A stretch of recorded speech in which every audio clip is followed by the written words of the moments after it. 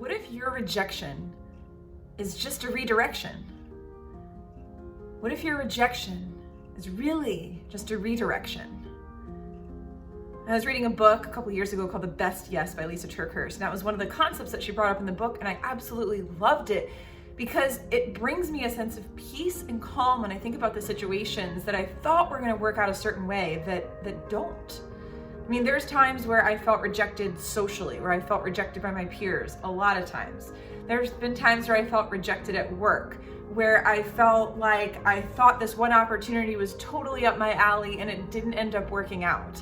And in those moments, like the initial reaction is to be kind of upset and to be like, man, like, why is this happening to me?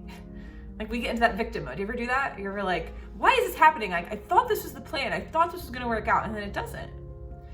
And what I've learned to do, I don't do this every time perfectly, but what I've learned to do is to look at those situations that have rejection written all over them and think to myself, oh man, this is an opportunity for me to be redirected somewhere, that if I got that opportunity, I wouldn't get this other opportunity.